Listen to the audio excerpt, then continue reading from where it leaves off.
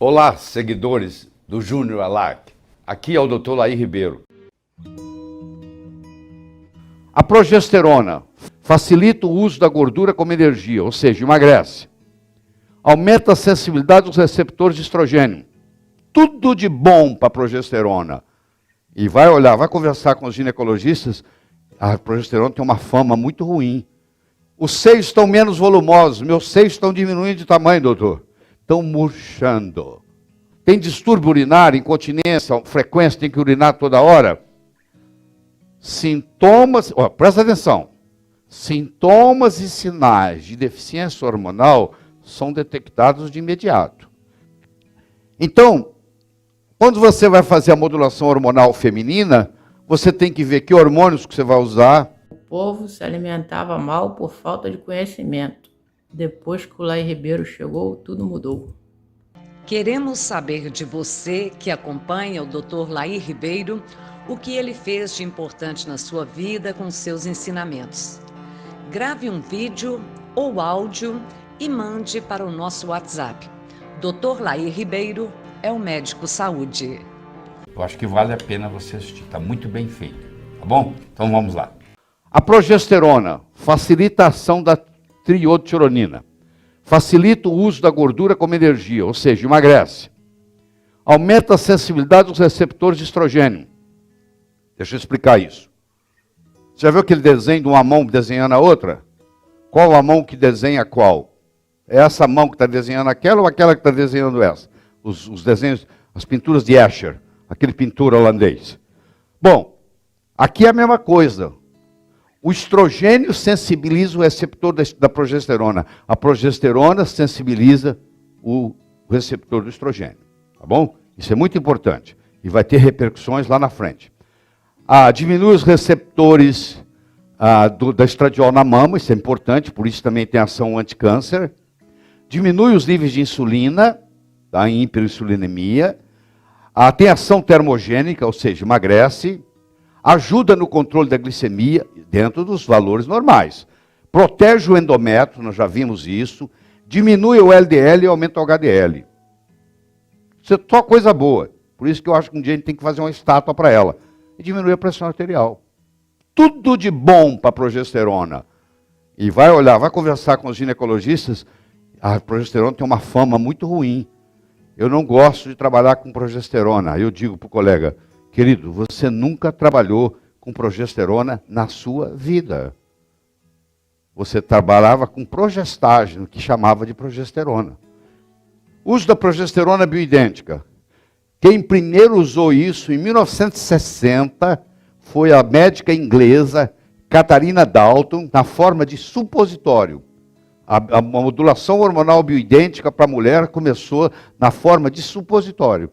Em 1960, tem apenas 52 anos que se faz uso de hormônio bioidêntico na clínica. E tem Conselho Regional de Medicina Brasileiro falando que não existe, pô. É triste, tá? 1970, chegou nos Estados Unidos. Em 1980, a Universidade de Vanderbilt, o Dr. Hargrove fez estudos comparando bioidêntico e não bioidêntico. E em 1985, eu já contei para vocês a história da mulher que entrou no consultório do Dr. Jonathan Wright, e foi quando ele passou para ela pré-marinha, ele falou, só está me achando com cara de égua, com cara de cavalo? Foi quando ele se despertou e começou a usar isso na clínica. Você vai encontrar na farmácia, pelo menos nas farmácias americanas, você encontra o Prometrium, que é a progesterona bioidêntica na forma de cápsula, para tomar oral, que eu não recomendo, e o Crinone na forma de creme vaginal, que é ensinado para passar no ponto G. Então, por exemplo, mulher que tem miomas, o médico ensina para ela, você tem que passar a progesterona no ponto G. Aquele ponto G que vocês conhecem. Então tem que passar no ponto G, porque ali a progesterona vai ser absorvida no endométrio e já vai atuar direto no útero e vai tratar miomas. Porque os miomas uterinos são nada mais, nada menos do que deficiência de iodo e progesterona somado. Então a diminuição da relação progesterona-estradiol causa problema de endometriose, que não adianta operar, que absurdo, operar endometriose, aí recidiva, aí opera, só cria problema. da fibrose, só problema. Porque não tem nada a ver, você tem que tratar a causa. Causa de tensão pré-menstrual, que chama síndrome pré-menstrual, fibroides, que são miomas, menorragia, ou seja, aumento hiperragia, períodos irregulares, adenomiose no útero e pólipos uterinos. Também aparecem pólipos uterinos. Tudo em consequência desta doença chamada predominância estrogênica. A progesterona, relação progesterona-estradiol na saliva. A menos de 20, o risco de câncer está aumentado. Mais de 120, o risco de resistência insulínica. Então, teoricamente, você vai de 20 a 120.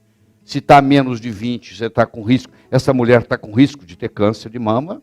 E se está acima de 120, ela está com risco de ter resistência insulínica. Tem distúrbio urinário, incontinência, frequência, tem que urinar toda hora. A mulher já urina com mais frequência do que o homem, você sabe disso, né? O homem fica 6, 8 horas sem urinar, sem problema nenhum. A mulher não, ela, Deus me livre, ficar 8 horas sem urinar. Só sou em campo de concentração. É verdade. Eu dava aula para executivas nos Estados Unidos, eu digo, a primeira coisa que você tem que fazer é treinamento de bexiga. Você não pode estar numa reunião de diretores e falar, eu tenho que ir no banheiro urinar. Isso não existe, pô. Então a mulher que vai ser executiva tem que treinar bexiga, para não urinar, ficar 3, 4 horas sem urinar. Eu fico aqui o dia inteiro trabalhando com vocês, sem urinar. Problema nenhum. Não, treinamento de bexiga. O homem já faz isso naturalmente. A mulher tem que ser treinada. Os seios estão menos volumosos, meus seios estão diminuindo de tamanho, doutor. Estão murchando. É assim que elas falam, estão murchando.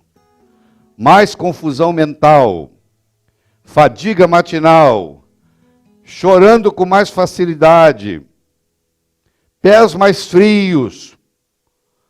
Grupo F, diminuição da libido, pelo pubiano, o meu pelo começa a cair, o pelo pubiano da mulher começa a cair, ela começa a perder o pelo debaixo do braço, ela começa a perder o pelo na região pubiana, menos motivada, menos assertiva, ganhou peso, está engordando, mais cefaleia, mais dor articular. Grupo G, mais pelo facial, tom de voz mais grave, intolerância a carboidratos, aparecimento de espinhas no rosto, mais nervosa, mais agressiva. Sintomas, presta atenção, sintomas e sinais de deficiência hormonal são detectados de imediato. No entanto, quando em excesso, leva-se mais tempo para sua manifestação. Então, quando você vai fazer a modulação hormonal feminina, você tem que ver que hormônios que você vai usar, em que esquema que você vai usar, em que dose que você vai usar e que nutrientes você vai associar. Porque só os hormônios também não resolve, não. Então, olha só, eu quero saber como é que está o DEA dela, como é que está o cortisol dela, como é que está a relação DEA-cortisol, como é que está o estradiol dela, como é que está a progesterona dela, como é que está a testosterona dela. Eu, quando eu vou examinar o exame de laboratório, eu vou olhar isso aí.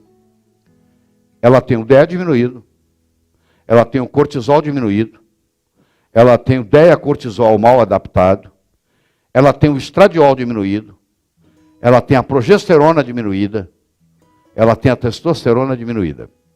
25 anos de idade, hein? Tá bom? 25 anos de idade. Ela tem o perfil, aos 25 anos, de uma mulher menopausada. Bom, uma mulher que aos 25 anos de idade tem um perfil de uma mulher menopausada, a primeira coisa que eu penso é que ela está tomando anticoncepcional. E ela está. Então explicou tudo aí. Está menopausada, série de problemas, série de queixas, e está tomando anticoncepcional. Tá bom? O DEA dela foi de 0,22 para 0,8, aumentou 4 vezes. 4 vezes. Olha lá, 3,8, 4 vezes. O cortisol dela foi de 11,55 para 12,5. O DEA-cortisol dela foi de 4 para 8. 4 para 8, dobrou. O estradiol dela foi de 2 para 4, dobrou. A progesterona dela foi de 78,5 para 85,9 e não fez mais, porque ela está tomando anticoncepcional há muito tempo. Ela está com o ovário atrofiado, dá tempo para o ovário acordar de novo. Se eu tivesse com pressa, eu ia fazer talvez uma gonadotrofina coriônica nela para despertar o ovário dela mais rápido, se ela quisesse engravidar. Mas não fiz nada, só tirou o concepcional, mais nada. O estriol dela também subiu, que bom, porque a relação estriol-estradiol melhorou. Tá? A testosterona dela foi de 5,5 para 42,2. Qual o remédio usado? Tirou-se o veneno, só isso. Claro, custou o noivo dela. Mas não, ela queria parar há muito tempo de tomar anticoncepcional. O noivo não deixava. Tá bom. É baseado nos comentários que eu vou ficar sabendo o que você quer.